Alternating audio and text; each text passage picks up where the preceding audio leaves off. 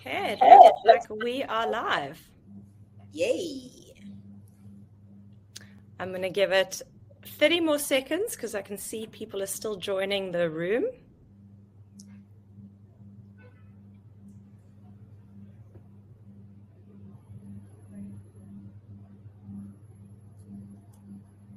Numbers are piling.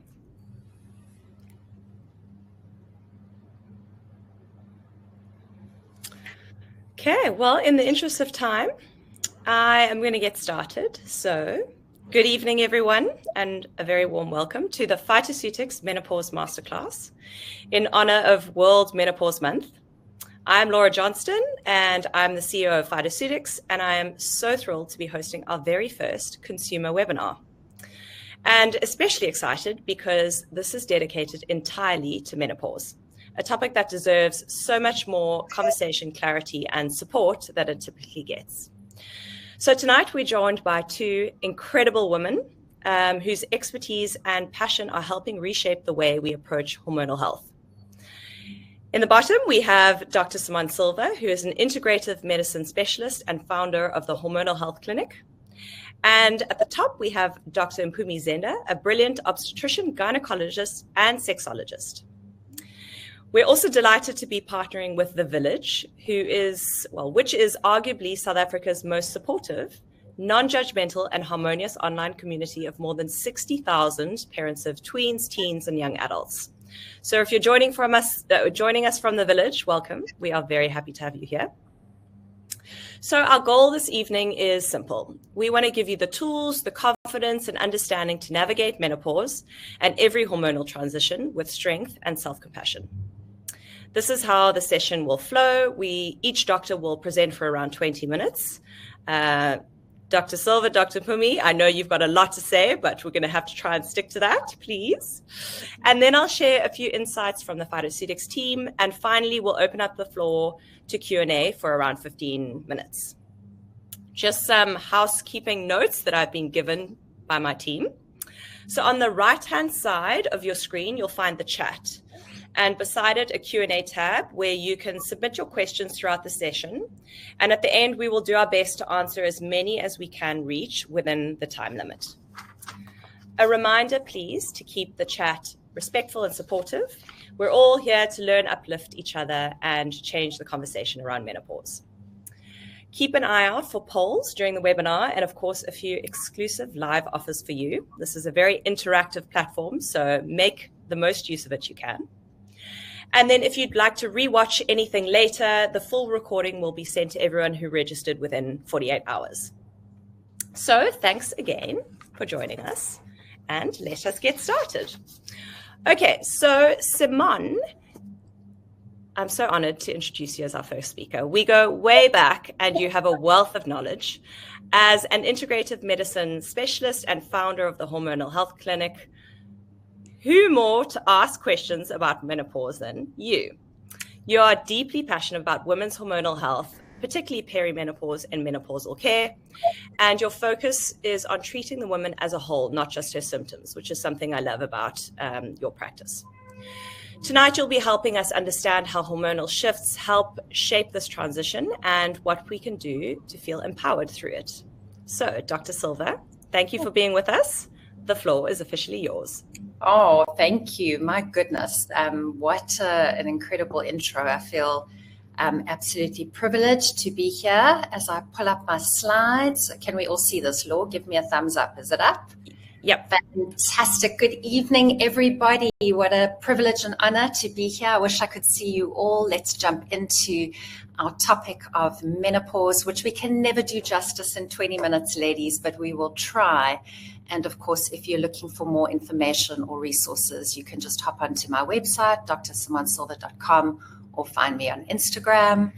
Let's get started. So I always like to take a step back before we jump into hormonal health and menopause. Let's take a step back and redefine what we actually mean by health. You know, when we talk health and wellness, we tend to jump into the biology, the physiology of the body. But of course, it's so important to just remember and stay in awareness that we have mental health as well, societal health, and spiritual health. And all these dimensions, these 4 dimensions of health, are really well described by the World Health Organization. So very well acknowledged. And then when it comes to mental health, to just really understand that we have 2 distinct dimensions. The one is our intellect, our thinking, problem-solving, analytical part, which needs stimulation and needs goals. And then we have the landscape of emotions in that space of, I call it heart space, feeling space.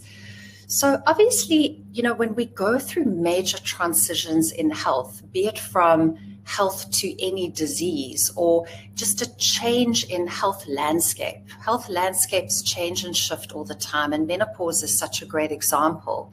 We're not just talking about biological impact. We're talking about a multi-dimensional experience. And I think this is the pinnacle of why we grapple so much with the challenges of it and why we feel so unheard and our needs so unmet as women most of the time. So let's also just take a step back and think about the term hormonal health. When I say hormonal health, people immediately sort of seem to think that we're talking about sex hormones like estrogen and progesterone, which of course we are. But again, we must just remember context, that our sex hormones function within a greater context of all these other wonderful hormones that we have in our body. So we have stress hormones, we have thyroid hormones, we have insulin. And the importance of just being aware of this greater sort of orchestra of all these hormones playing together is that they influence one another intricately. And we must understand these relationships to truly understand our hormonal health. So how stress or cortisol may impact female hormones, perimenopause, and such. But if we look also at the legacy, the history of hormonal health, it's so important to kind of cast a glance back into history because it helps us understand where and why we are here today and how we need to shape the narrative. We've inherited this hormonal legacy as women, particularly for this session as women, that is hundreds of years old. So for example, the concept of female hysteria, the word hysteria is actually Greek for the word uterus.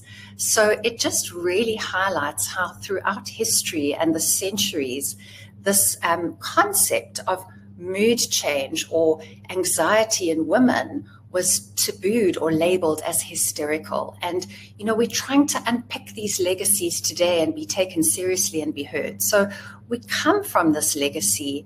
And then, of course, today we're still battling against certain stereotypes like suffering through very painful periods is normal. It's part of being a woman, and chin up and just sort of soldier through.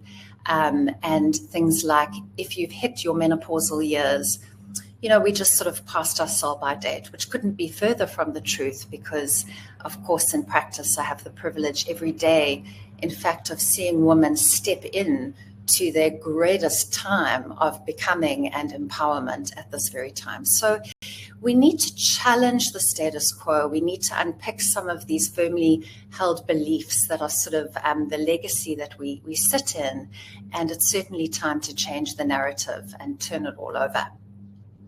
So what should it mean? Hormones are not just about reproductive health. They're about whole body health. So when we speak hormonal health, the language should mean whole body health, not just reproductive organs, uterus, breasts, periods.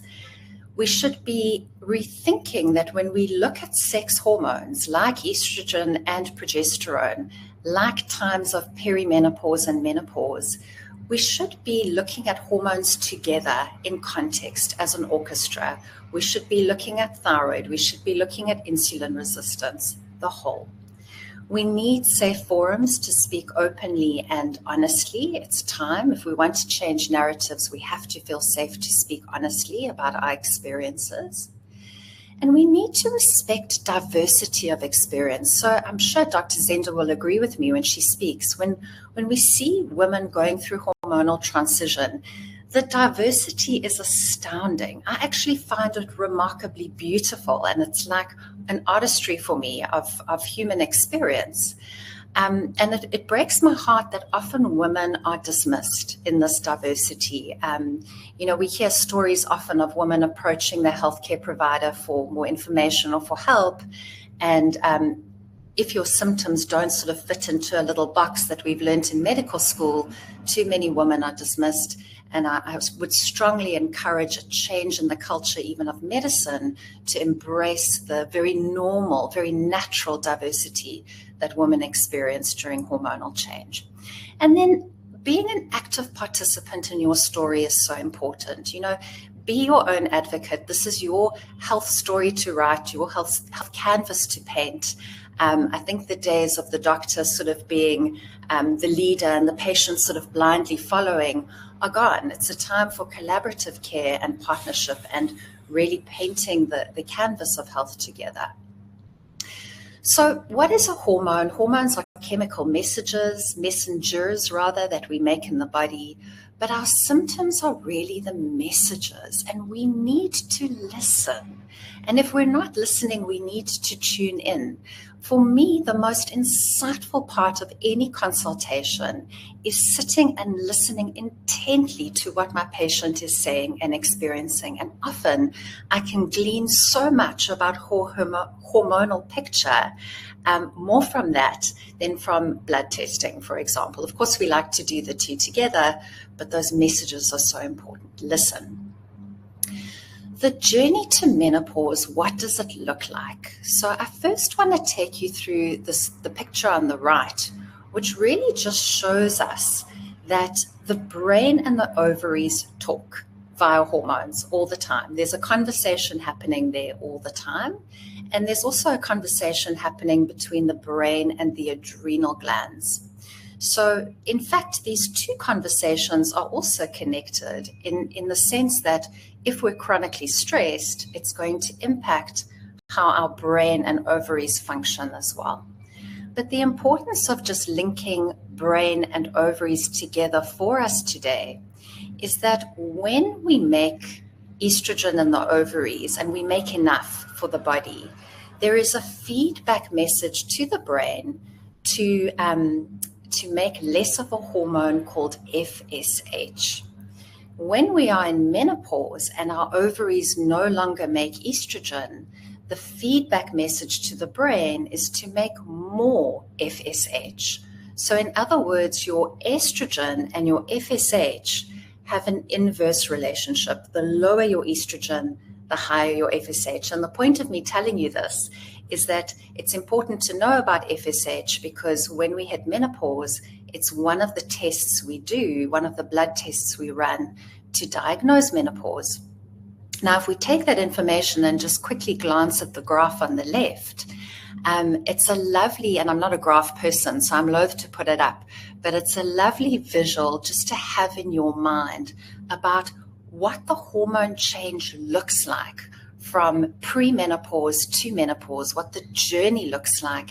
And maybe even tonight, as you look at the graph, you can kind of pinpoint where you are.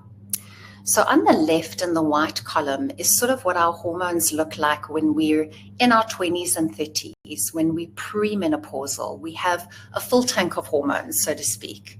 And because we have a full tank of hormones, our FSH levels in our brains are low or within a certain normal range. Then we enter the perimenopausal years, which can happen up to 15 years before we even hit menopause. And it changes from woman to woman. But again, we need to be on the alert that we could be entering perimenopause much younger than we originally thought. And at that time, hormone shifts begin to happen. And you can see actually how dramatic they look on the picture, in that estrogen becomes hugely fluctuant. She's very up and down. And progesterone levels start to decline. And this is because as we get older and we don't make as many ripe eggs or we don't ovulate as frequently, we don't get that post-ovulation progesterone surge. So our progesterone levels are declining and our estrogen levels are erratic. And in totality, this really accounts for why there's so many very erratic symptoms and experiences of perimenopause. So one day we may have tender breasts and heavy periods. The next day we're getting hot flushes. There's a lot of mood change because these hormones affect our moods. And particularly the low progesterone can trigger a lot of anxiety because it's a really calming hormone for the female brain.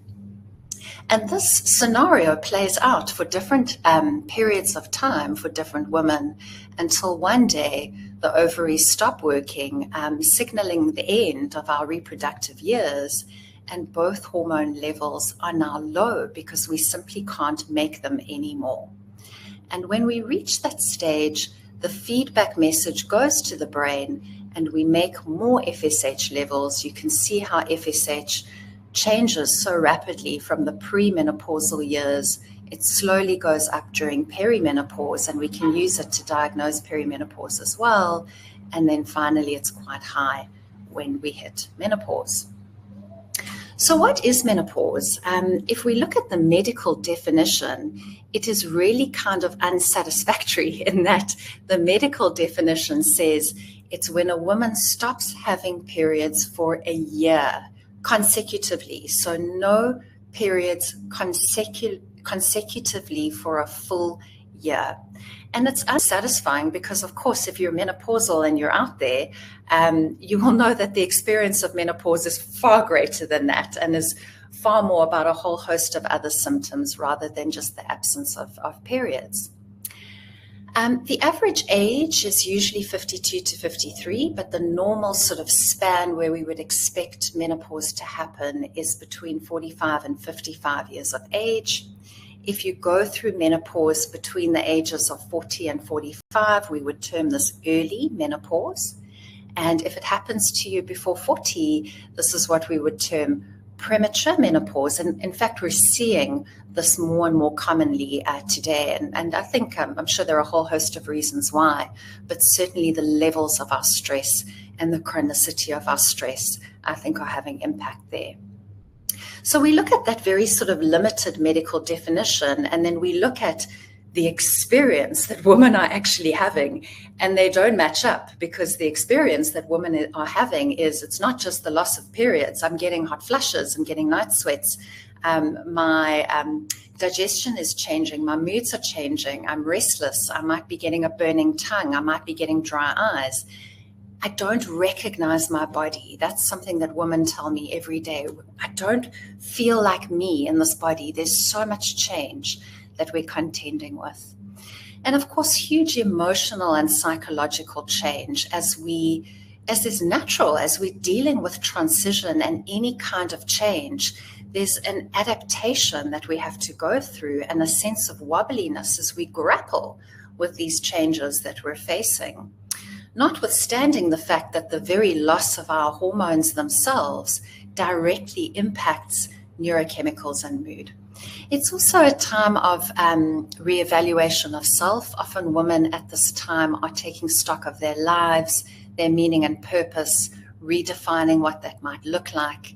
And basically, I see in practice every day this sort of tension between the experience of feeling quite helpless, quite lost in the sea of change, experience, information all over social media. What do I believe? What don't I believe? Do I take this? Do I take that?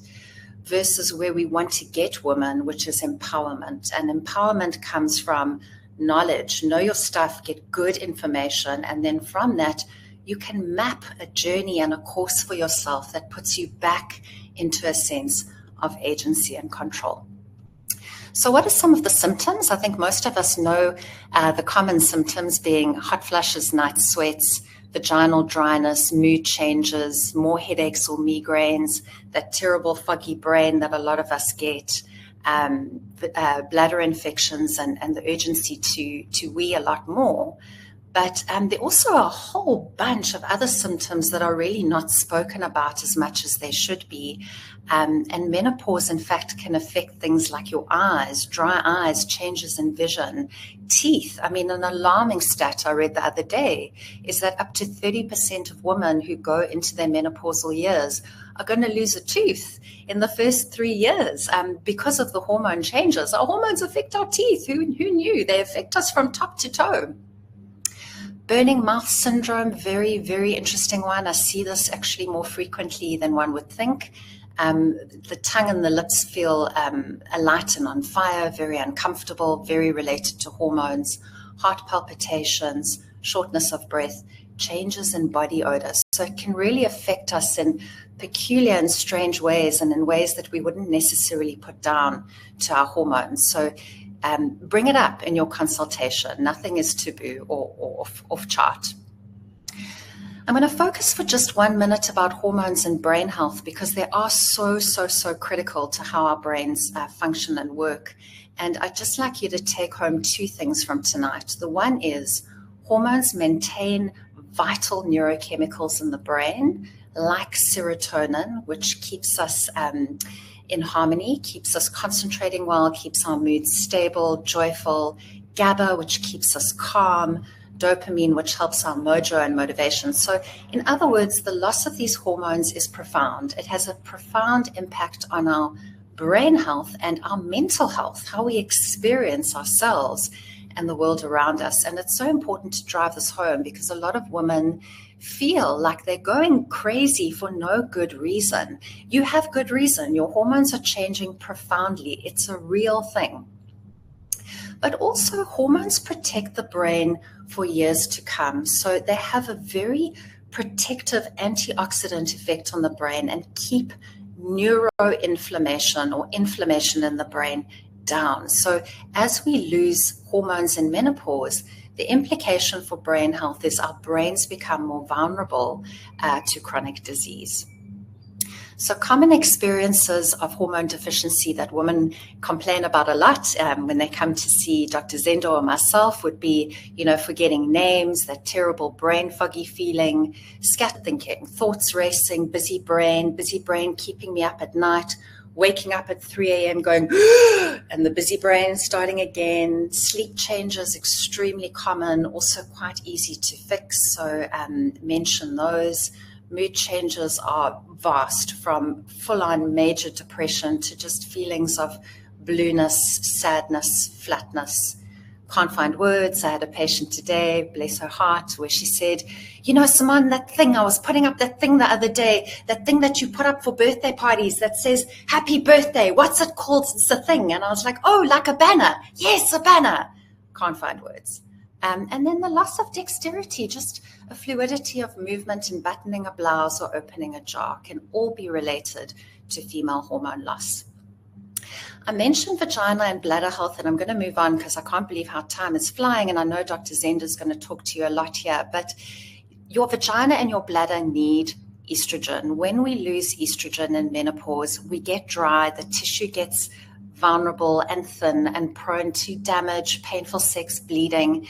We don't need to go through this, ladies, and I drive it home because doctors forget to offer women solutions for vaginal dryness. We just forget about the vagina. What is up with that? We shouldn't be forgetting about the vagina. So you remember the vagina and ask your doctor, because it's so easy to treat this with vaginal estrogens that are, when used locally on the vagina, are incredibly safe things. And another common thing we see is women in menopause have recurrent bladder infections that are treated with recurrent antibiotics. And actually what is needed is a vaginal estrogen to solve the problem. So the recurrent antibiotics are not treating the root cause. So remember vaginal estrogens. And then another thing that I just feel we have to know is that we tend to, as women, focus on symptoms that are overt, symptoms that we're experiencing, like the flushes, and trying to find a point of comfort in our experience, which is so important. But we also forget that there are changes happening inside our bodies that come with menopause that can be absolutely silent. So we need to know that hormones protect our hearts. Your hormones in their natural forms, estrogen and progesterone, protect heart health. They reduce the bad cholesterol that we don't want. They increase the good cholesterol. They keep our arteries nice and elastic. As we age, our arteries get hard and they get stiffer, and we struggle to get good blood flow to our organs. So our hormones help with this. They help to keep plaque out of the arteries. so we can have good blood vessel health. And when we go into menopause, what we often see, particularly in that first year, is a sharp increase in things like cholesterol. We are more prone to insulin resistance. So we gain that belly weight around the middle that feels so impossible to shift. But that belly weight is so important to shift because it's a kind of fat that's very inflammatory and puts the body into a state of inflammation. And of course, we don't want to be in a state of chronic inflammation, especially as we get older, because this is where a lot of chronic diseases develop from. So the insulin resistance, sugar cravings, weight gain becomes a big problem.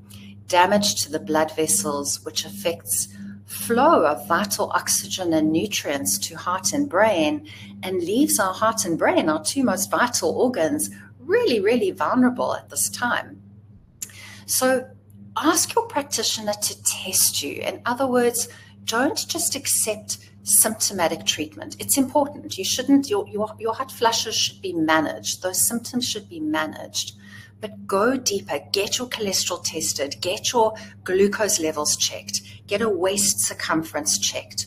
You need to have a waist circumference that is below 80 centimeters to be safe from inflammation as you get older and go through menopause.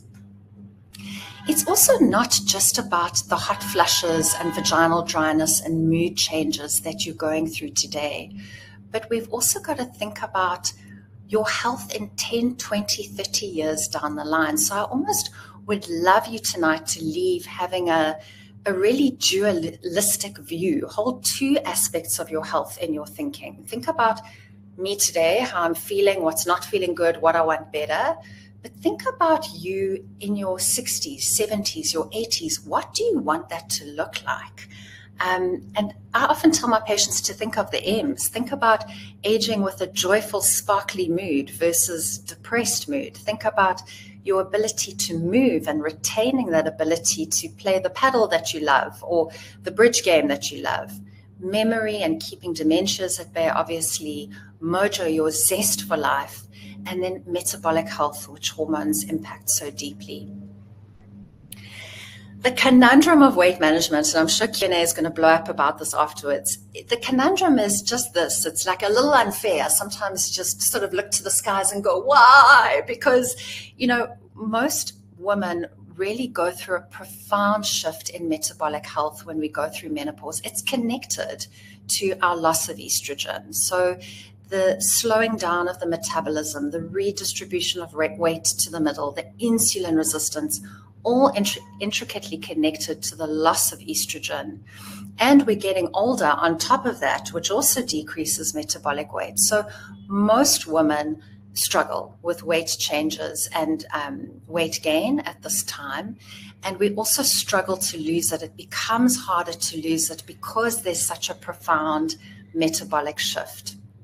And yet, we almost must lose it for the sake of our health, because if we're carrying this extra weight, particularly belly weight, we're increasing our risk for cardiovascular disease, diabetes, fatty organs like fatty liver, and we're also creating a greater risk for breast cancer, which is important to know about, because when women start to talk about things like HRT, it's not just HRT that we should be worrying about in terms of breast cancer risk. It's the weight that we're carrying as well and tackling that well.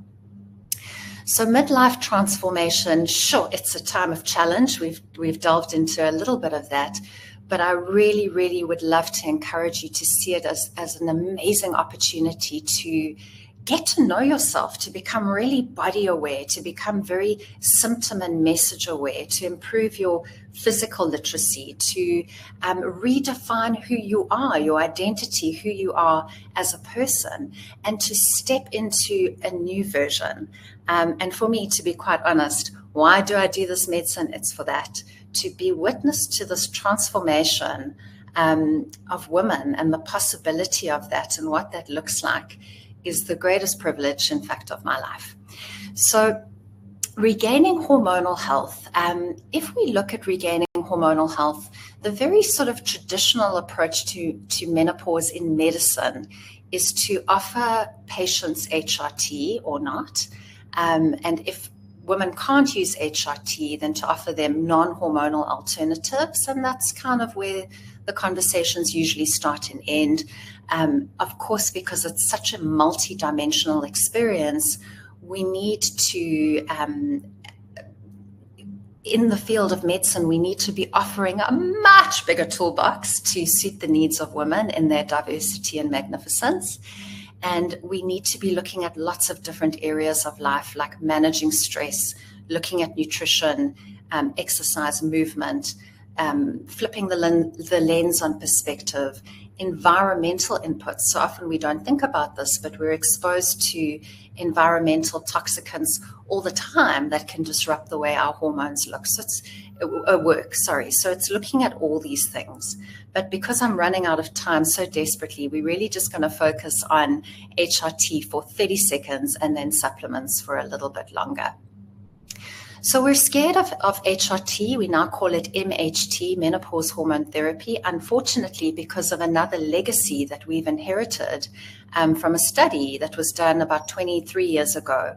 And the study showed a much higher risk for breast cancer. And what it did was it scared the daylights out of doctors and women throughout the world who suddenly thought, well, hormones give us breast cancer. We can't be taking this stuff. It's dangerous. We all need to stop. And most people did stop. And unfortunately, it's taken us about 20 years to really evolve in our science and our thinking to understand now that that study was very flawed, and it was looking at really older hormones, very synthetic types of hormones that would increase the risk of breast cancer very differently to some other hormone therapies we have available today. So just on that note, keep an open mind about MHT and have a discussion with your doctor about it. It's not a decision to be made on a webinar at all. It's a very personalized, individualized discussion. But I would just encourage you to be open to learning about the benefits, because the general thinking the world over in the menopause societies is this: for most women, most of the time, the benefits of MHT are likely to outweigh the risks. There are always exceptions, and that's why you must discuss it with your doctor, but be aware of that. So now in 2025, we have better science. We know that the type of hormone matters. The route, whether you use it in cream form or a patch or a pill, matters. Who you are and your medical history matters. And when we start and stop matters. And when we look at these things, we can manage the risk and the benefit of HRT quite well and quite differently. But we also need to look beyond HRT. We need to really look to the world of nutraceuticals to support us. And I believe we should be doing so in a very discerning, informed way as consumers. I think that there's information overload, and we should be guided here by really good science and good experience and good common sense. So I would sort of say that good general support essentials for menopausal women would be an omega-3 to protect heart health, keep inflammation down, probiotics for sure, because menopause comes with a change in the gut microbiome. So when we go through menopause, we develop more dysbiosis or gut health imbalance, and we may require more probiotics to regain that balance. Magnesium, certainly, because of brain health benefit, whole body benefit, about 400 functions magnesium has in the body, and for bone health. And vitamin D, certainly for bone health, mood health, and just general immune protection. And then we can go into different areas of health and nuance or pick out and personalize the supplements that are relevant to you based on your experience or what your needs are. So if there's bone thinning or osteoporosis, we might want to bring in some calcium and K2. If there are sleep and mood changes that are maybe not being adequately supported by hormone therapy, or maybe you're not on hormone therapy, one can look to things like GABA, L-theanine, apigenin, saffron, lactium. Magnesium L-threonate is actually one of my personal favorite supplements.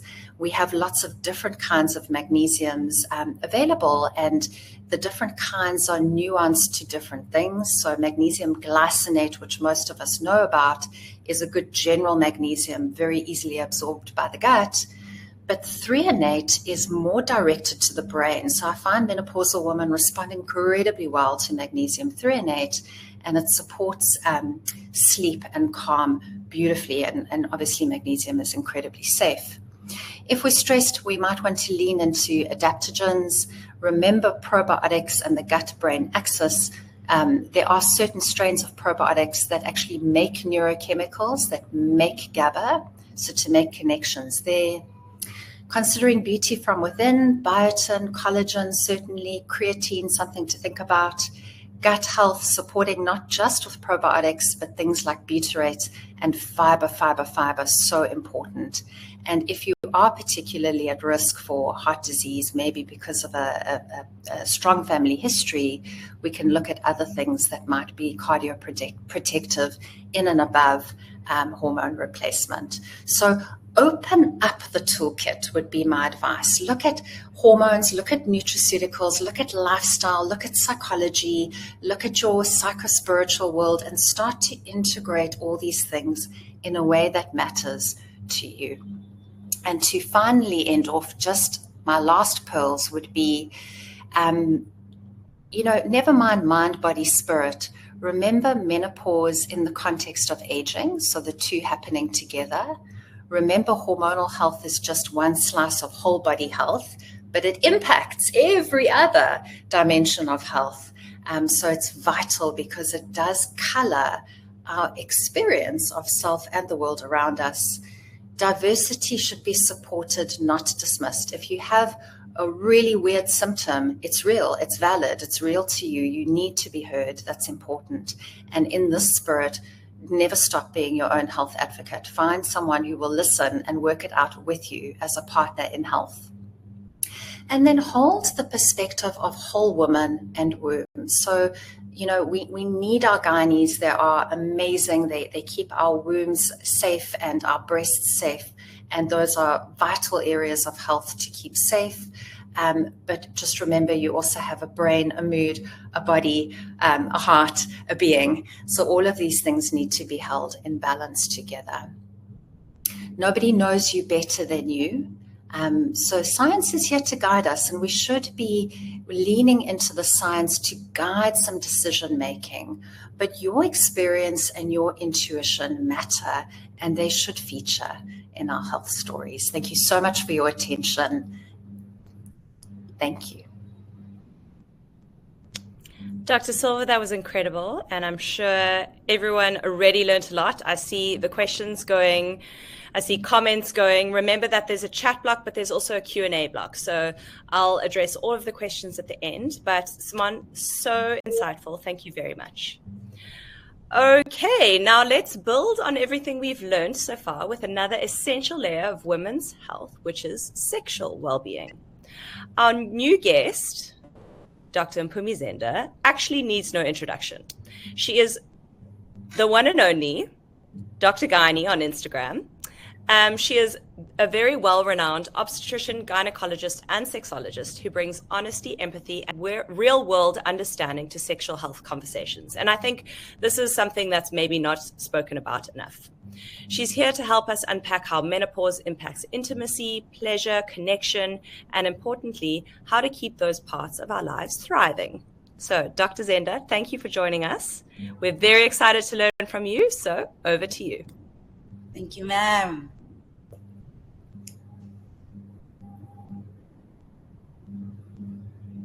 Right. Am I all good? You're all good. We can see your presentation. Thank you. Right. I'm going to try and keep it to the assigned time as much as possible. Again, thank you very much for the kind introduction. I'm Dr. Zenda, as already mentioned.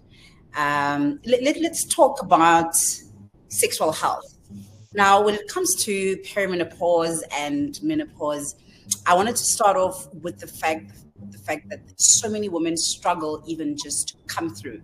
What are the reasons why we don't see our healthcare providers? And this is pertinent. I won't spend too much time on the slide, but one of the big things is access.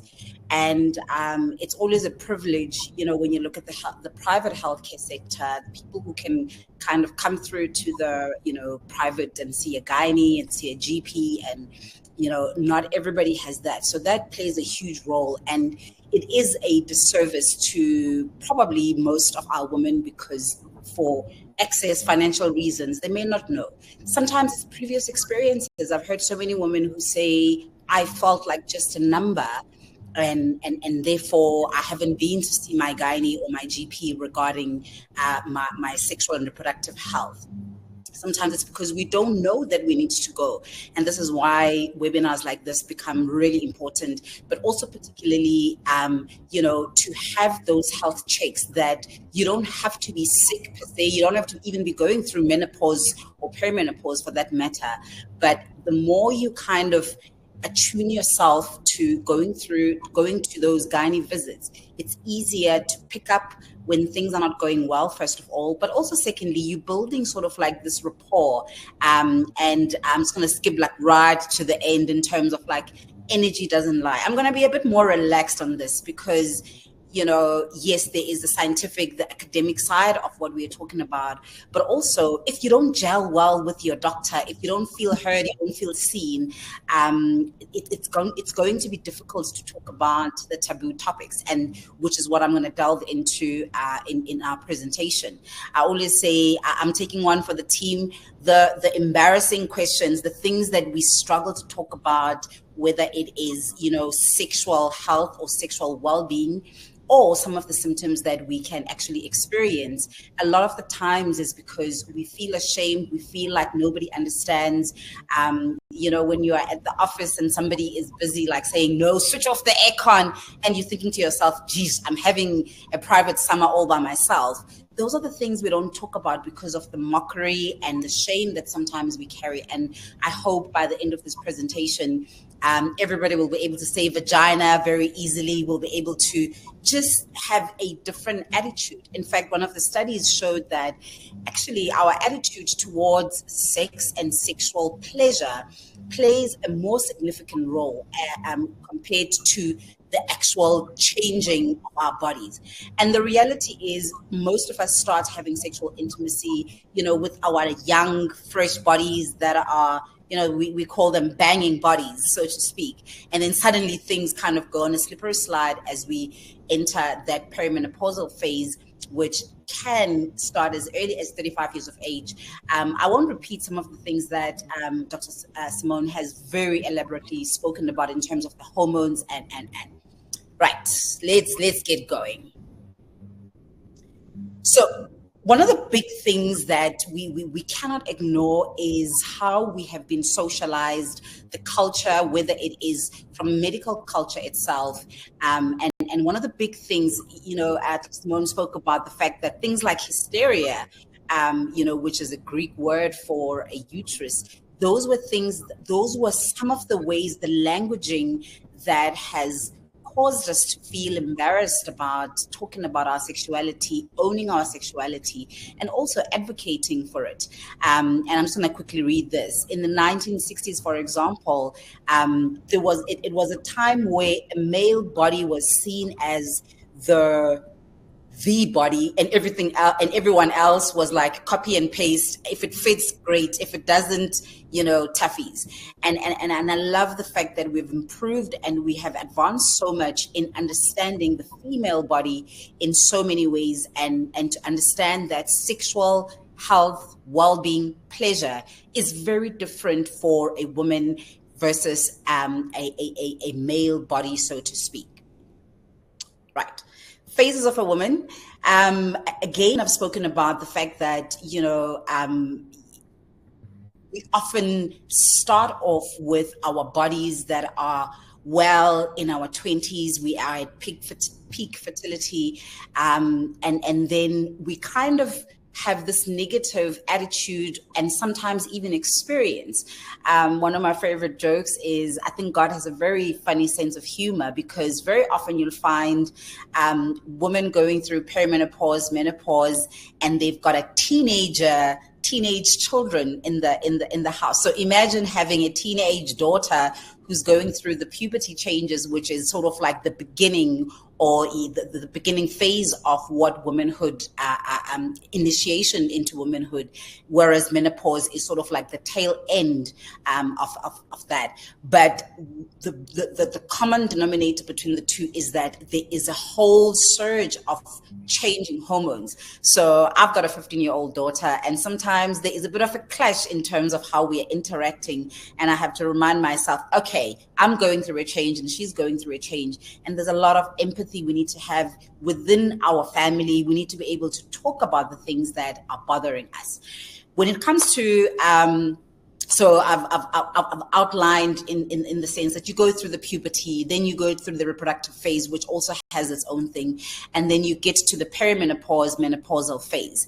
And as Dr. Simone has outlined, the biggest thing is that as women, we have a finite number of eggs that we are born with, unlike men who can produce sperm every 60 days, well into their 50s, into their 60s, particularly if they've taken care of their lifestyle. Yes, they do have an element of some kind of andropause with a decline of their testosterone, but certainly for us, there is so much attachment to our reproductive phase as though that is the only part of our womanhood. And I just want to say there is something really special about going through the perimenopausal, menopausal period, in the sense that, yes, your body has changed. It might not look the same. It might not feel the same, but you can still enjoy your sexual pleasure all the way from, hopefully late teens or early 20s, well into your, last days. And I've kind of outlined what are some of the big things we look at when we're talking about the phases of womanhood. And each phase is significant, it's important, it's valid. There is none that is better than the other. It's just how we view and perceive it that makes really the big difference, over and above obviously getting all the information that we need to be able to adjust and sort of be in sync with where we are with the help of healthcare providers. I want to start off with the compounding impact of perimenopause on sexual health. First and foremost, I'll get to the part about, when we talk about hormones, I will focus predominantly on the sex hormones. And I want to talk about our superpower hormones. What are they for, and how this kind of changes? The first one is estrogen. One of the big things, and I call it the glow up hormone. Ageism, already there's a stigma around getting older. And I hope we can get to the end of this presentation and feel more like getting older is not a stigma, is not a negative, but rather I call it the golden years. That's when, if you think about it, that's when a lot of the times your kids have left the house. It's you and your partner if you are in a relationship. And it means you can actually have sexual intimacy when and whenever without having to close doors and make sure that the kids are already sleeping. Over and above that, you often find that this is when women, even though these hormones are declining, but from a psychological, and again, I'll keep referring to some of the things that Dr. Simone spoke about. When you think of yourself as a whole body, as a whole entity, if your attitude, the psychological side of you is well and healthy, you will find that even though the hormones are declining, and yes, we can get the management and the treatment for that, but the more positive attitude allows you to go through all these phases and still be able to enjoy your sexual health. So ageism is a big one. Mood changes. This impacts libido. Obviously, when we feel good, I've heard so many women talk about, oh no, I got home, I was too tired. It was a long day at work, and all I did was just put on my onesie or my tracksuit and a dookie, for those who wear dookies or bonnets, and got into bed. because when we don't feel good emotionally, we are unlikely to respond positively to sexual cues. Irregular periods, this is particularly in the perimenopausal phase, where you find that there's still a bit of anxiety of perhaps an unwanted pregnancy, and this is important to speak to your healthcare provider about a suitable contraceptive for the age and the kind of symptoms that you're going through. Vaginal dryness, increased UTIs or urinary tract infections, yeast infections. We spoke about the gut health that, changes, vaginal dryness, which makes it really difficult. If you're experiencing pain during sexual intimacy in particular, you are likely not to want to continue. There is what we call the pain cycle, whereby if you experience pain, you're unlikely to want to be intimate. And the more not intimate you are, you kind of stray or break away from that level of intimacy. The other big one is not being able to talk about these things with our friends, but more importantly, even express them to our partners, because there's still this idea of presenting a perfect self, or a self that, can still throw a leg over his shoulder or her shoulder. It doesn't really matter. And then you feel like your body is betraying you, and it should never be so. Urinary incontinence, again, this is another big one. You just have a giggle with a friend and, a bit of urine comes out, and suddenly there is an antisocial aspect of you that starts being overly, cautious. The kind of clothes that the color of clothes that you're wearing, you literally, as soon as you get to some kind of an event or a venue, you're like, spot, where are the bathrooms so that you can get there? And this is because of urinary incontinence.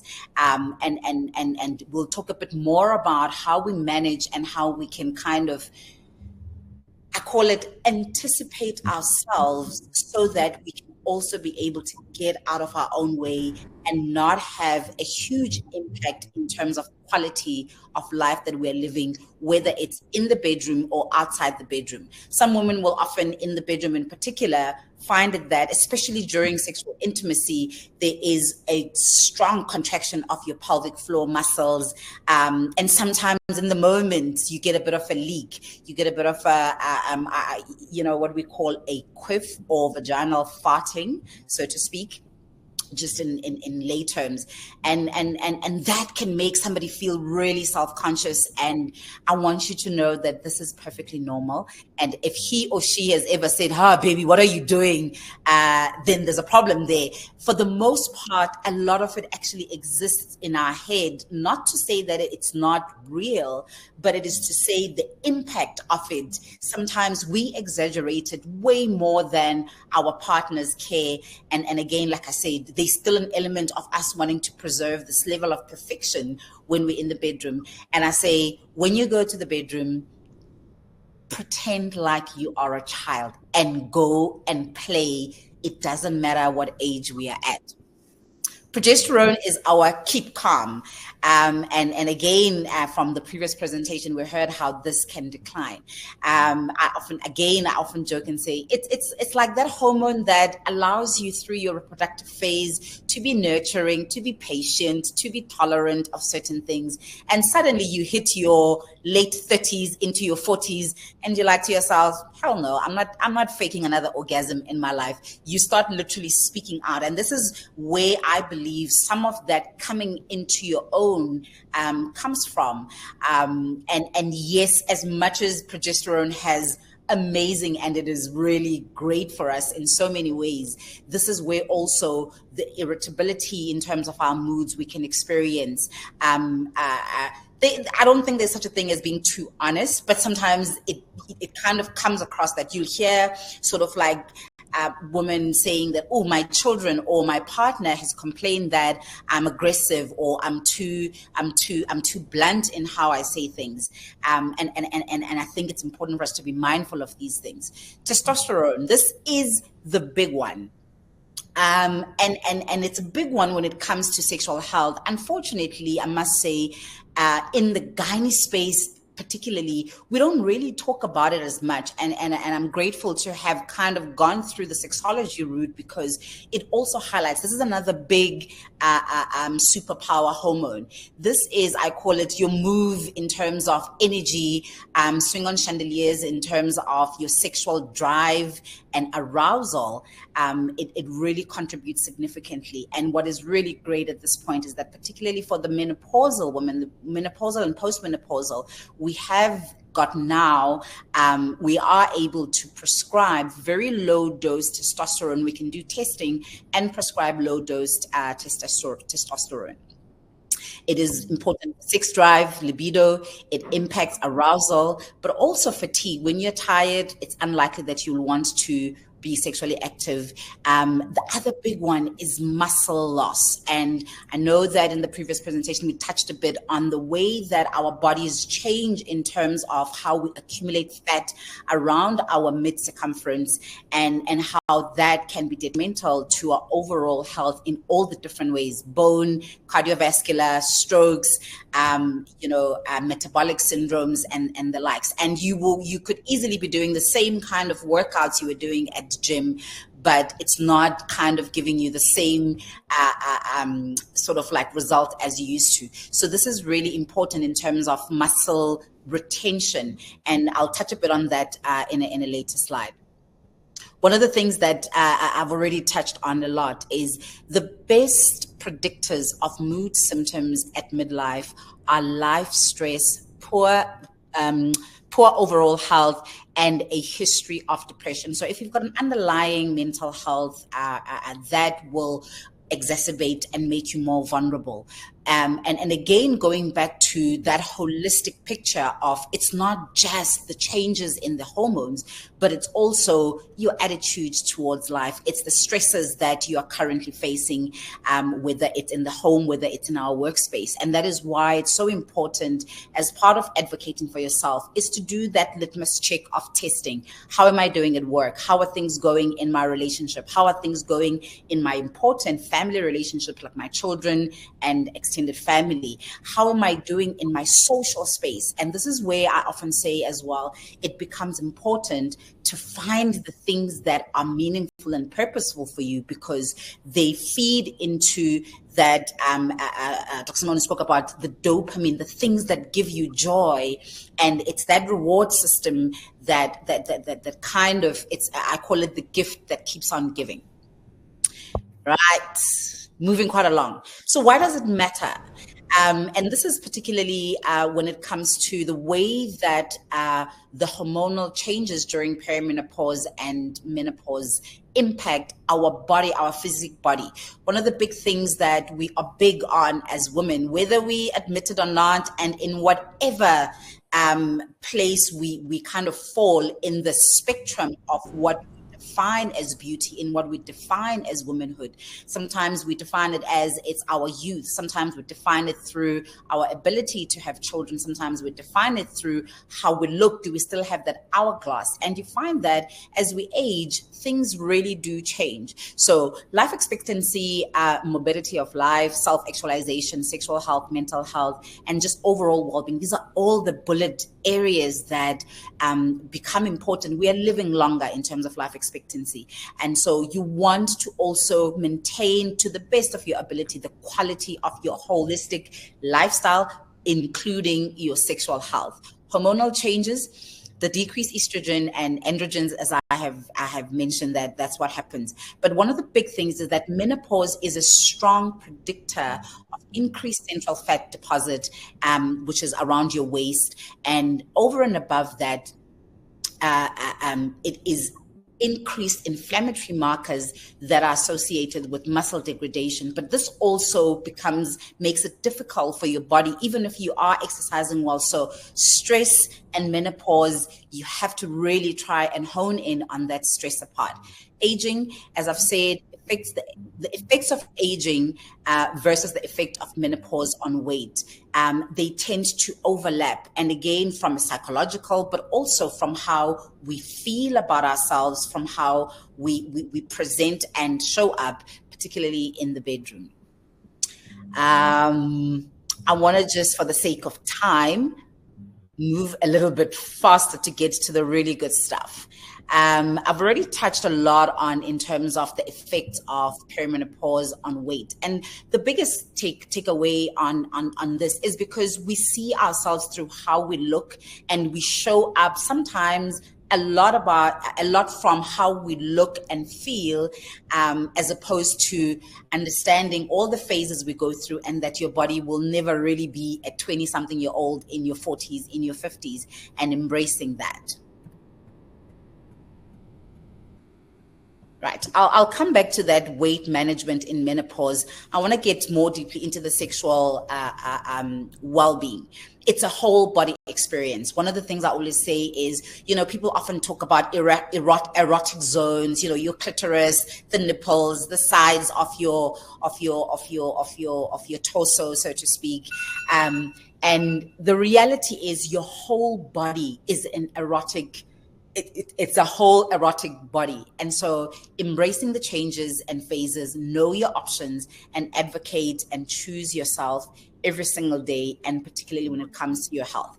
When it comes to female sexual function, I don't know how many of us speak vernac, but I'll try and break it down. You often find, particularly guys, talk about, oh no, I gave her 4 rounds and it was great and amazing. And I sit there and I was like, really now? Was it really 4 rounds? What is a round? So there is something, what we call a sexual cycle. And this is important because it allows you also to pinpoint where the issues might be. So you get desire, and arousal can either go interchangeably. And I'll explain a little bit more on that. So desire is basically saying, I am thinking about nice, or the yum, or sex, or intimacy. So sometimes we are stimulated by our thoughts, our fantasies, and that comes from desire. And I just want to warn a lot of us, in fact, all of us as women in particular, is that if you look at the bottom there's what we call responsive desire and spontaneous desire. Spontaneous desire is what a lot of men kind of function on, and they've got a much stronger spontaneous desire. So they are stimulated, in terms of what they see, and already things start to happen in their bodies. For a lot of women, yes, we might get spontaneous desire in the very early phases, the butterfly, honeymoon phases of our relationships. But for the most part, because we are not linear, we are cyclical beings, you will find that we actually operate more on responsive desire. The best example I can give of what this looks like is when I say to, let's say, Dr. Simone, would you like a piece of chocolate? And she says, no, thank you, I don't feel like it. And then I say to her, just take a piece. This is a new edition, da-da-da-da-da. And she takes a piece, and before I know it, she's finished the whole slab. And she's like, ooh, I didn't realize I need that. The importance of this is so that you don't always dictate how you show up in your sexual life based on how you feel. Now, a disclaimer, I'm not saying women must go and have sexual intimacy when they don't feel like it. The other big part of it that comes to this is understanding what is sexual function, or what is sexual pleasure, or what is sex in itself.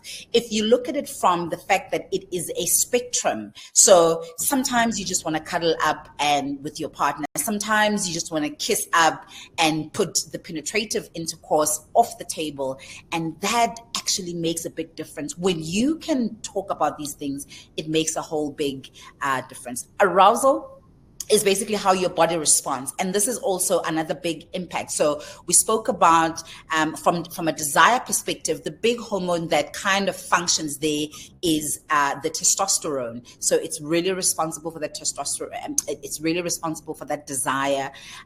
When you get to arousal, on the other hand, that's where predominantly your estrogen plays a role. And this is where the thinning of the vagina, the dryness, the pain kind of makes us more sort of reluctant to be intimate.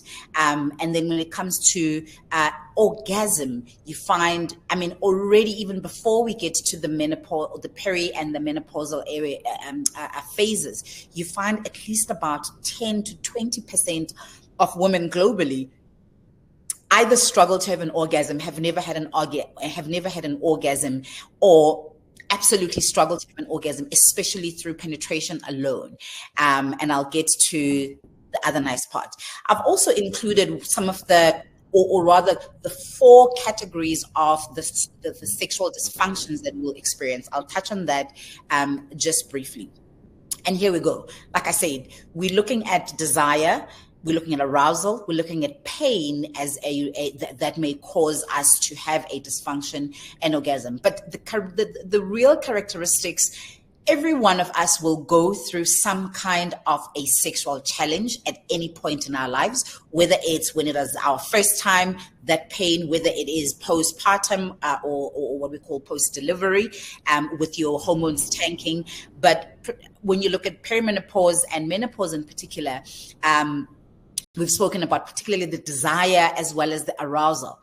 But what categorizes a dysfunction is, first of all, it must be something that bothers us. And it's actually interesting when you look at research, as we get older, we are less distressed about our sexual function. And I hope with time things will change, in the sense that when something is not working as it should, or you're not satisfied in your sexual life, it's something that you are willing to be open about, not be embarrassed about, talk to your partner about it, and if need be, go see a healthcare provider that is, in that space. It can either be acquired or lifelong, and for sure, when it is something that is lifelong, it means it's always been there since you kind of your first debut of sexual intimacy. But you see, particularly with menopause, perimenopause, is that very often there is an increase in the sexual dysfunction the more we get older. It can be situational or generalized. Situational means that it's only present either with a particular situation. It could be a particular partner. It could be, even something as simple as putting on a tampon. If that is something that brings pain and therefore anxiety about using tampons, you would call that situational. And the duration, except for the pain syndromes, that for it to be a dysfunction, it has to be a duration of at least a minimum of 3 to 6 months. We often use 6 months sort of to kind of grade in terms of its persistent. Now, when you look at, I'm also glad that this presentation will be shared so that we can get through to the rest of the presentation.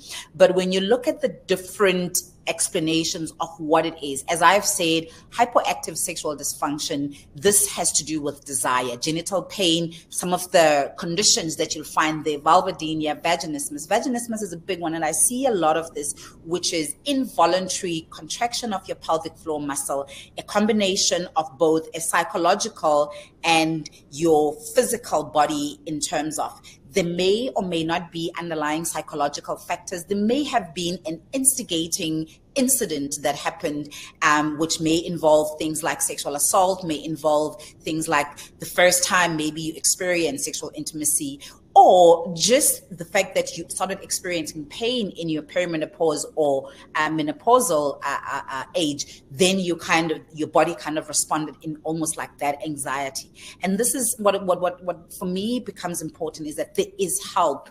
This is something that is treatable. Dyspareunia, whether superficial or deep, dyspareunia simply means pain during intimacy. So for example, vulvodynia, which is basically pain syndrome around the vulva. The vulva is the outside of your vagina, or rather the outside, the vagina is actually the actual cylindrical, where tampon goes, babies come out, he goes in or she goes in.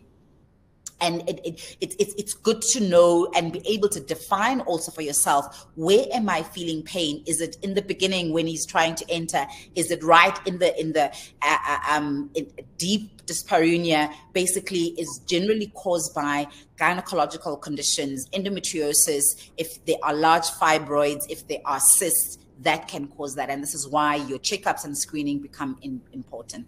Orgasmic dysfunction, this is in the inability or a marked decrease in what you are sensing, or a sensation of that climax. Right. In terms of treatment, again, we can never run away from the fact that it is a holistic approach. We do get what we call your hormone replacement therapy, and something that becomes important again, We can use estrogen alone, particularly in a woman who has had their uterus removed. But something that becomes really important is adding the progesterone for the woman who still has the womb, because that is protective of your uterus from endometrial cancers. Testosterone, I've spoken about it.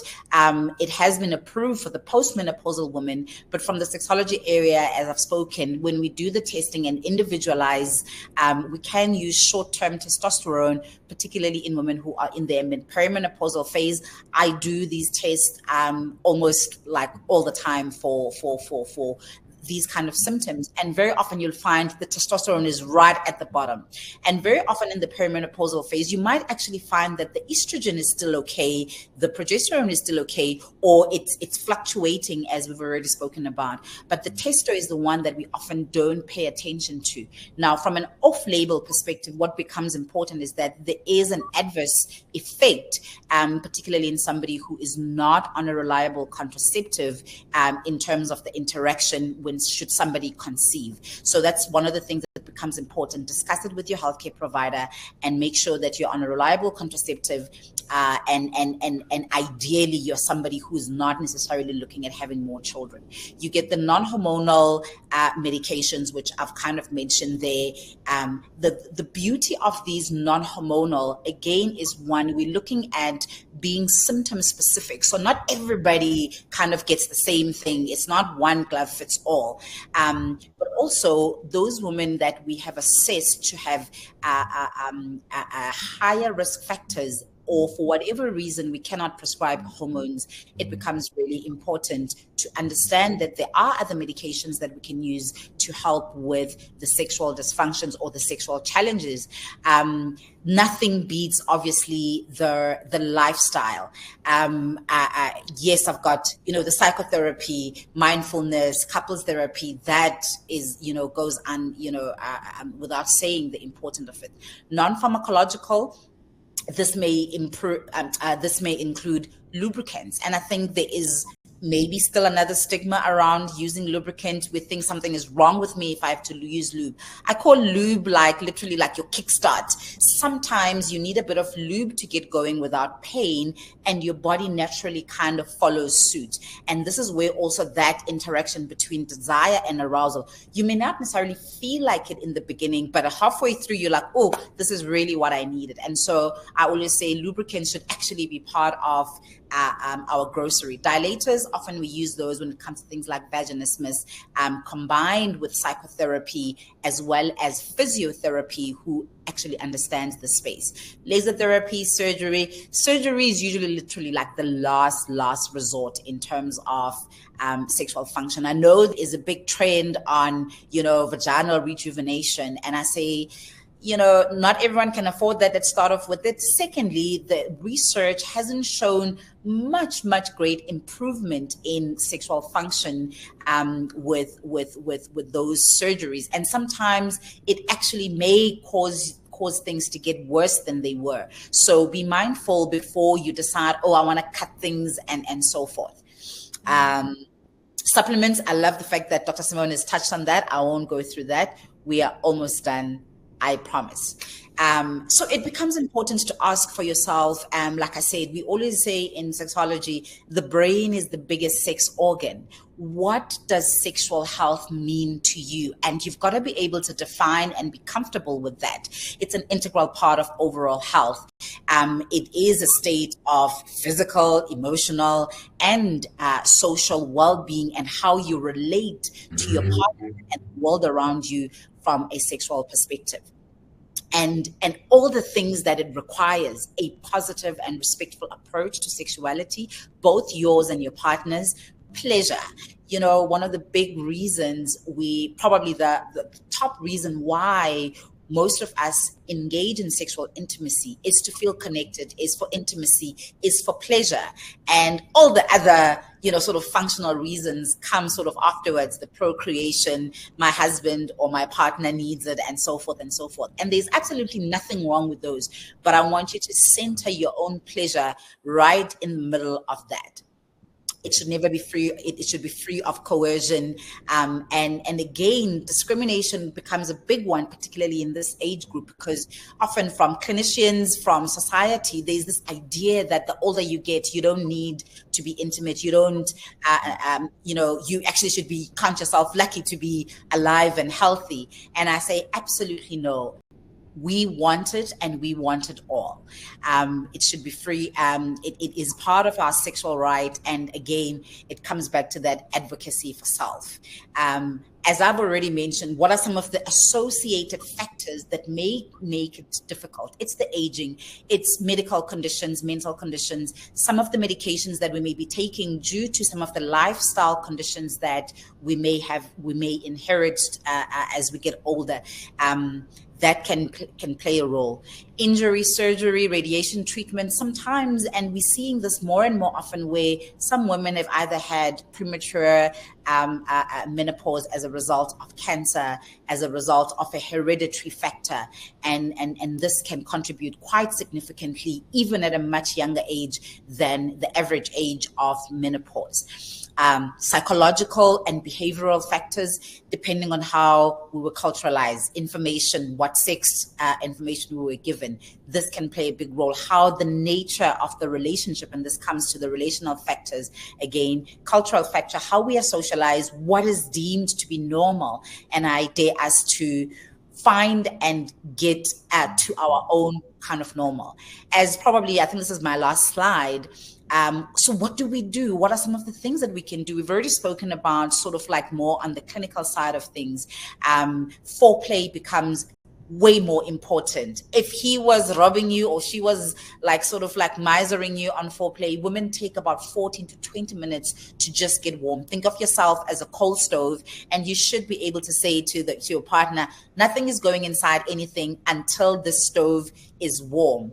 And I hope just from the sort of like the underlined bullet points, you can sort of get some of the questions that you can ask. Self-pleasure is a big one. Not everybody has a partner at this stage. And even if you are a single, self-pleasure, particularly if you don't have any issues in terms of your value system, your religious beliefs, it doesn't interfere with that. It really becomes an important aspect of still experiencing pleasure, even as a single person. Toys are a big one. Often we associate toys also in a bit of a negative light.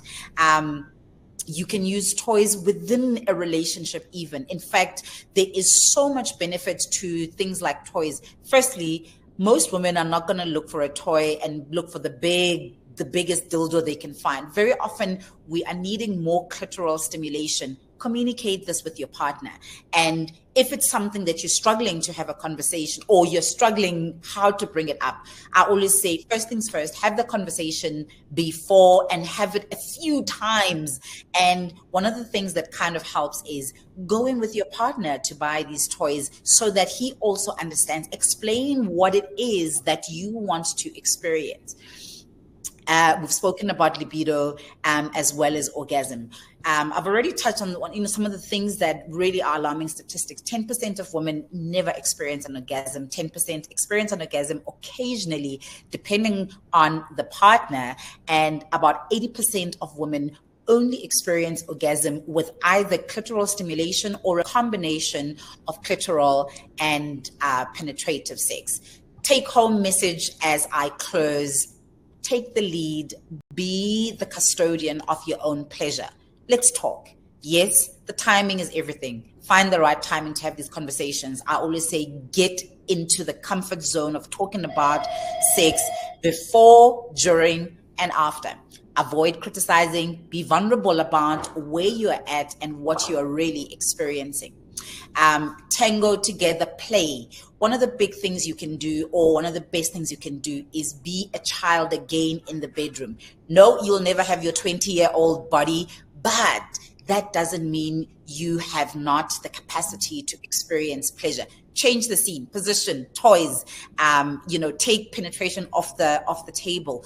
And I often say to women, oh, they're waiting for their partner to buy them lingerie to, do all the nice romantic things. You already understand what turns you on, what flicks your switch. So do those things. Buy the lingerie.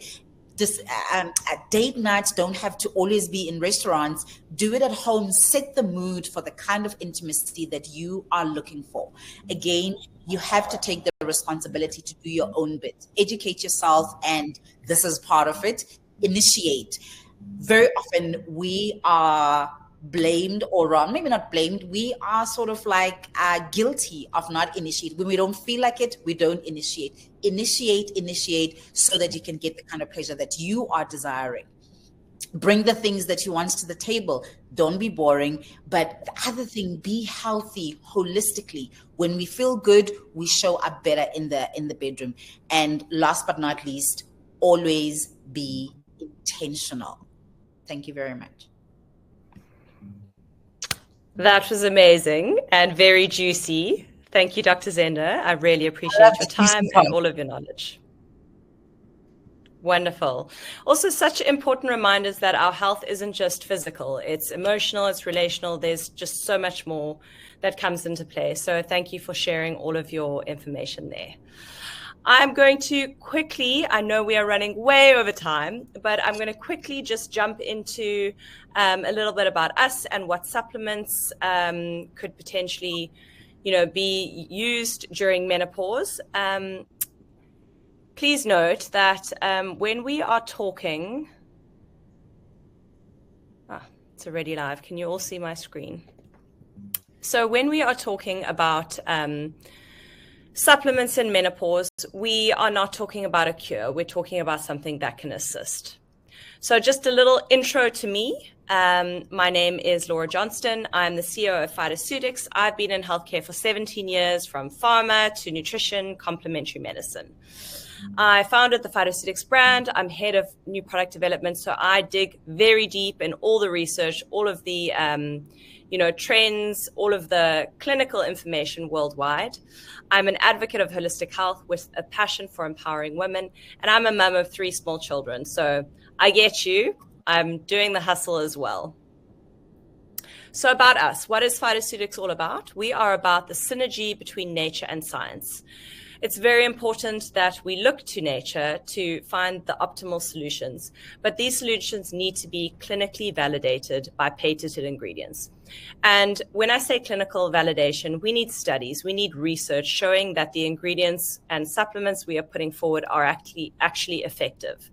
Patented ingredients have trials behind them. They have double-blind, placebo controlled trials. So a lot of the ingredients you find in our products can be trusted, and all are backed by science.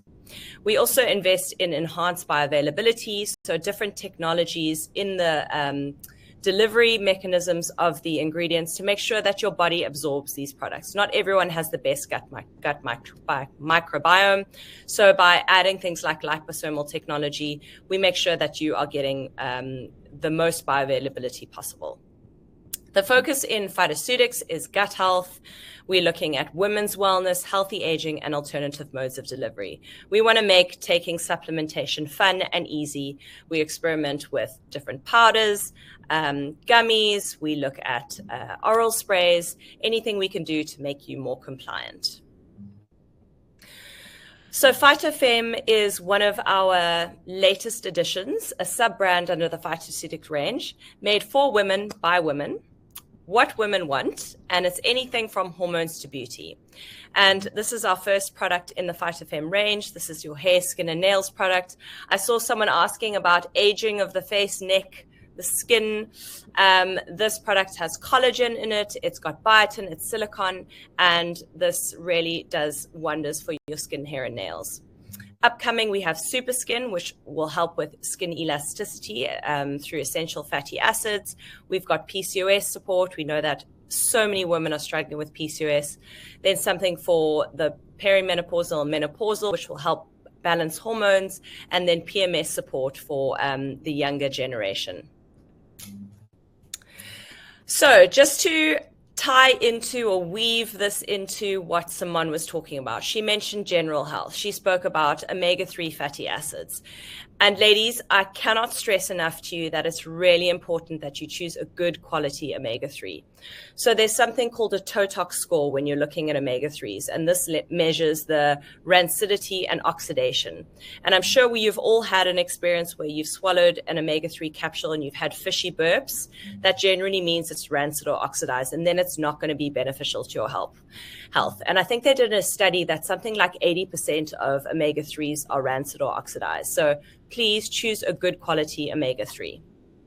Looking at magnesium, we spoke about the different types of magnesium, and this PhytoPure magnesium complex contains 4 types of magnesium: malate, taurate, bisglycinate, and citrate, all very high dose and in a liposomal format to ensure high bioavailability. Then we spoke about vitamin D3 and K2. We have both the D3 and K2 in sprays. This is so important for your bone health, also for your mood, for your hormones. Most people around the world are actually lacking in vitamin D3, and K2 helps with the absorption of D3. This is in a spray. It's sugar-free. It's delicious. You can take it on the go. 4 sprays and you're good to go. Then we've got Gut probiotics. So Dr. Simone Silver also spoke about probiotics and maintaining gut health. As you age, your microbiome tends to become more disrupted. And Gut has 2 patented strains in it that have been proven to work on the gut-brain axis. So not only does it help benefit your gut microbiome, but it also helps increase the production of serotonin. And I think we all know the complexities between the gut-brain axis and how improved gut health often improves your mood due to the increase in serotonin. Moving on to sleep. Sleep is the absolute pillar of health. If your sleep is not good, there's going to be so many negative side effects of this. And Better Sleep was one of our launches this year. And when I tell you the response was amazing, I think we sold 6 months of stock in 6 weeks.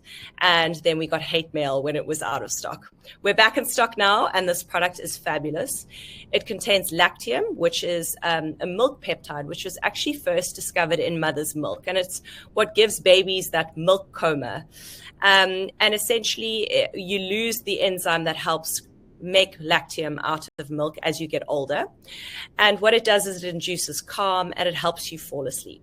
There's also GABA and L-theanine in this product. Simone mentioned those as well. Both of these ingredients help induce calm and relaxation, help you fall asleep, and then stay asleep with more restorative sleep. Magnesium L-threonate we also spoke about for brain health, but also for sleep. And I cannot tell you enough how this has affected my deep sleep. And actually, the combination of Better Sleep, magnesium L-threonate, and apigenin is my ultimate sleep stack. I have a sleep tracker, and adding these 3 together, I hit all my sleep scores in terms of restorative sleep, deep sleep, and REM. So these 3 products are really great for your brain. And we touched on neuroinflammation and the effects of chronic disease as you age, and inflammation, particularly in the brain, starts to increase. So apigenin comes from chamomile. This is the new kid on the block. So watch this space. I love this product.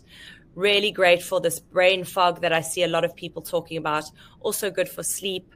So I suggest if you're struggling with your brain, this is something you look at. Similarly, NMN. So NMN is basically involved in the production of NAD. So you've all heard about NAD and NAD drips. The problem with NAD is often the molecules are too big to actually pass into the cells, where NMN is the precursor to NAD. So it helps create NAD in your body naturally. This contains a patented NMN, which has been clinically proven in humans to increase NAD levels. And NAD really helps with the energy production in your mitochondria, in your cells. And with more energy, these cells have greater cell turnover. You can create energy so you can function better. This helps with mood, with energy, and with brain function.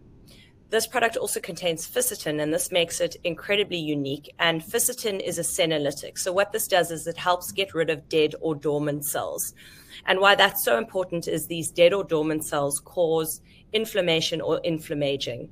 And this can lead to all kinds of disruptions, both in your cell function and the creation of chronic disease. My presentation disappeared. Okay, so magnesium multhreonate we did touch on, and this is incredibly important for your brain health. As we mentioned, it crosses that blood-brain barrier, great for brain health and for deep sleep as well. Then we're talking about stress. An adaptogen, ashwagandha, was mentioned. I did see a few questions pop up about blood sugar levels, about thyroid function. It's an adaptogen, so it helps your body deal with stress. It helps with relaxation. It helps with stress management. It helps with sleep. It can potentially increase thyroid function and decrease blood sugar levels. So this is maybe in relation to some of the questions that were asked. So maybe speak to your healthcare providers before you start this. But this is really if you have hyperthyroidism or are already on diabetes medication or have very low blood sugar levels. Now, saffron is one of my absolute favorites, and this ties into Dr. Zenda's conversation as well. So saffron is a spice, as you all know, and it really is coming out in all of publications at the moment in the wellness industry. It's beneficial for mood, so it helps increase serotonin, but it also helps with depression. And there was actually a study that came out that shows that it's as beneficial as SSRIs or antidepressants in overcoming depression. What it also does is it helps with arousal, it helps with blood flow. So this is really good for your libido as well. And I urge you ladies to give this a go. Really beneficial for so many reasons. It contains saffron, affron, which is a patented ingredient, which shows very high bioavailability and efficacy. I touched on Ceregut, the probiotic for the gut-brain axis, so both for your gut and for your mood. Dr. Zenda, I mentioned saffron. This really is a firm favorite of mine. And then when it comes to blood sugar levels, so berberine, as you may have read, is known as nature's Ozempic in the press. And this hero ingredient comes from barberry, and it's natural, and it helps decrease your blood sugar levels. And this is incredibly important as you age and your metabolic health maybe isn't as optimal as was. And I saw lots of ladies asking about their waistline and how to help with weight management.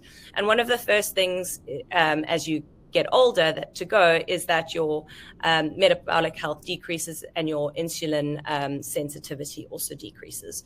So berberine can assist with this. I actually tested this on myself with the blood sugar, a continuous blood sugar monitor on my arm, where I ate the same thing for a few days, measured my blood sugar spikes, and then added in berberine, and the spikes were far less severe, which shows that it does help manage blood sugar spikes, which obviously stores fat.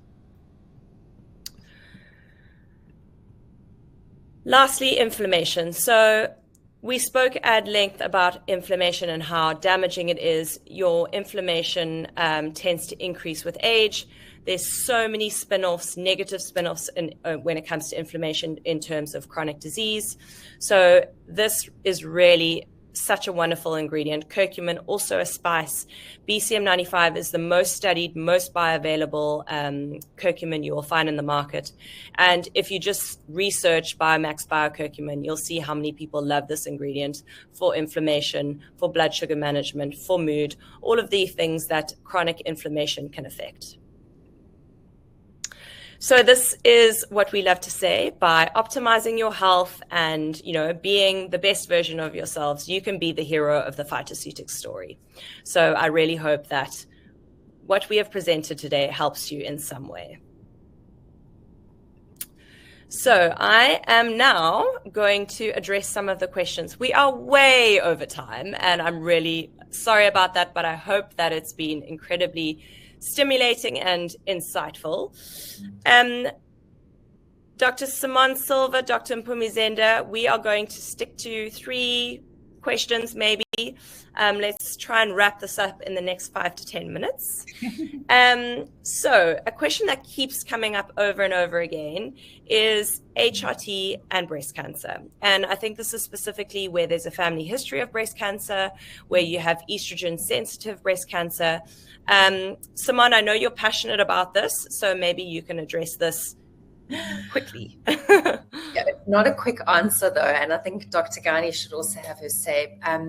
It's a big discussion, but I think I would love women to have more of an open mind and understand in general that the risk for breast cancer with the hormones that we have available today is probably less than what we once thought. So we're kind of reframing that discussion. I wouldn't say there's no risk. I think we just need to reframe and recontextualize. So if you look at the risks of developing breast cancer in general, they can also relate to things like being overweight, which we mentioned, how many pregnancies you've had, genetics, how much alcohol you drink. So there's so many other factors that also place us at risk for breast cancer. And I think also to just maybe help women think about making this decision is if we decide not to do HRT based on the fear of breast cancer, we often don't think about what we might potentially lose out on in terms of the benefits that HRT may have to offer around things like heart protection, which we spoke about, brain protection, bone preservation. So, it's not all about the breasts, it's about the whole woman. And it's also a very personalized individual discussion to have with your practitioner as well. Thank you. So, Dr. Zenda, something that came up, which, I think is quite a relevant question, is how do you know when you hit menopause when you're on the contraceptive pill? Right. So the contraceptive pill, the big way that it works is that it stops you from ovulation. And so you may still be having a bleed, but it's not necessarily because you're still ovulating. And Dr. Simone touched quite well on the FSH that we use as sort of like a measure to see where are you in terms of your own natural hormones. Very often we'll probably be like, let's stop the contraceptive, let's see where we're at. We find that actually the biggest difficulty is the woman who is in their perimenopause, particularly between like 40 and 47 years of age, where there's still anxiety about the potential risk of falling pregnant. The other group, and maybe just to add, the other group of contraceptives that we may have difficulty understanding, are we menopaused or not, is your progestin only, which it could be the injectable, like your Depo-Provera is the 3-month, or the Depo is the 3-monthly, the Restorate is the 2-monthly, but also your hormonal intrauterine devices, because how they work is that they literally obliterate the growth of your endometrial lining, which is what your period is. So if you're not having a period, if you haven't had a period for a couple of years, most of IUDs are either 5 years, the hormonal ones, the ones that are non-hormonal are 10 years. And so with the injectables in particular, as well as your hormonal IUD, you will not be having a significant period. And so when we define menopause as a continuous or uninterrupted no period for a year, if somebody says to you, well, I haven't had a period for the last 3-4 years because of the contraceptive, that becomes something that we can look into. Again, it is very individualized because it depends on where you are in terms of your age. We look at the hormonal orchestra of what's happening, your FSH. We look at even things like what we call an anti-Mullerian hormone, which tells us a little bit about your ovarian reserve, which depending on where you are, could either be completely insufficient. This happens very close to your menopausal age, and it's quite decreased between like your mid-40s into that period of menopause.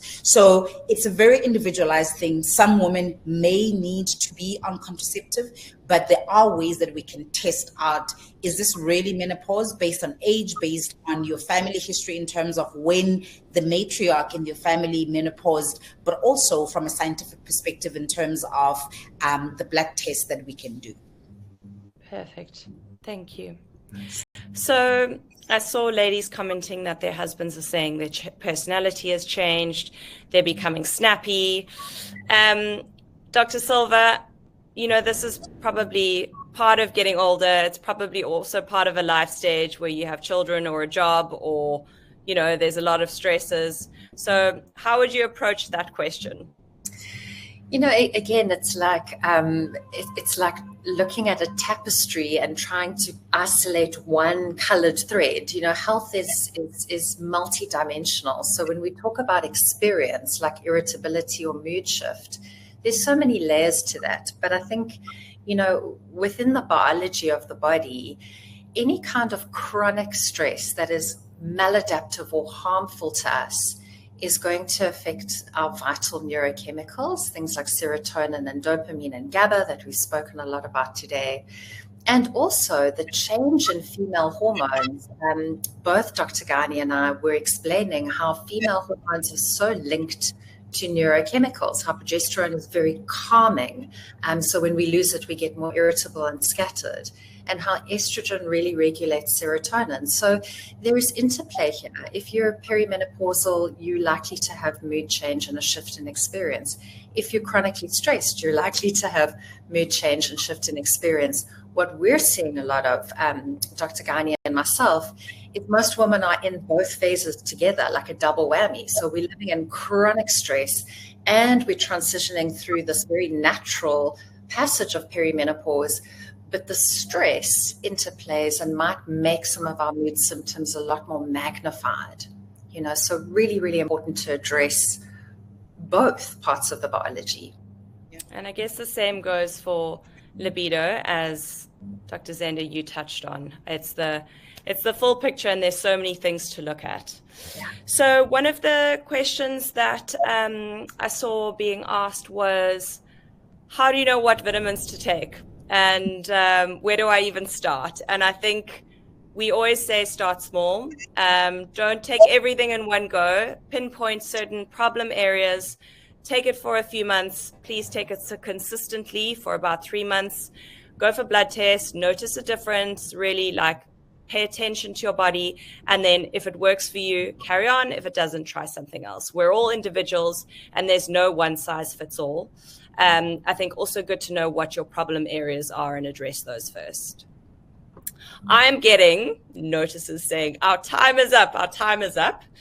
So I won't be able to get to all of the questions, but maybe we can answer them in a blog in the upcoming weeks. So, Dr. Zenda, Dr. Simone, we are always in contact. And, maybe we can put together a little blog where we address all of the questions we couldn't get to.